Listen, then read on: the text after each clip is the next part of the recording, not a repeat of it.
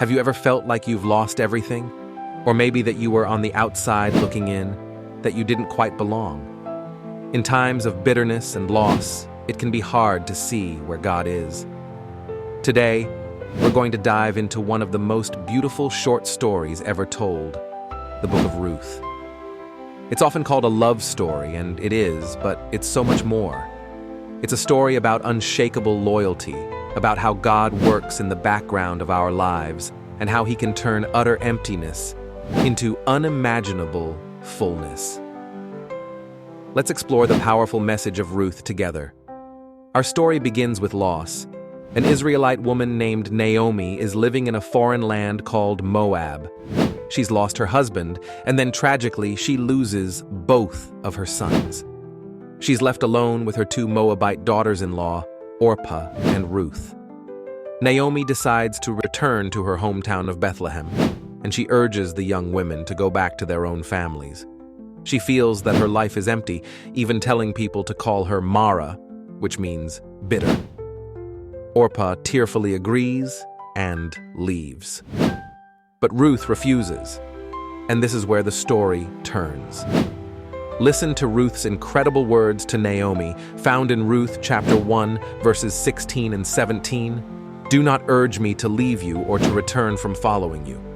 For where you go, I will go, and where you lodge, I will lodge.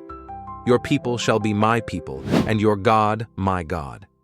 Where you die, I will die, and there will I be buried.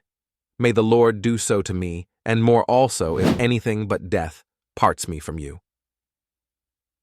This is one of the most profound declarations of loyalty, of what the Bible calls hesed or loving kindness, in all of Scripture.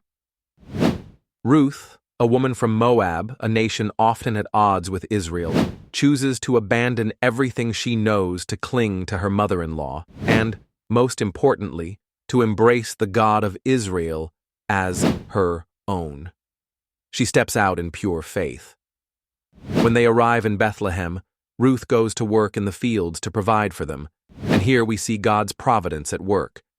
She happens to be working in the field of a man named Boaz, a respected, kind, and wealthy man, who, as it turns out, is a relative of Naomi's late husband. Boaz notices Ruth's hard work and her incredible kindness to Naomi. He shows her favor and protection. Boaz is what the Bible calls a Kinsman-Redeemer. This was a special role in Israelite society, a relative who could step in to rescue a family from poverty and continue the family name. Seeing Boaz's character, Naomi devises a plan for Ruth to appeal to him to fulfill this role. And Boaz, being an honorable man, agrees. He goes and officially redeems Naomi's family land and takes Ruth as his wife. And this is where the story comes full circle. The woman who was empty, Naomi, is now full. Ruth and Boaz have a son named Obed. The neighbors celebrate with Naomi, saying, "Praise be to the Lord, who this day has not left you without a kinsman-redeemer." But there's one final stunning detail. The so what of the whole story.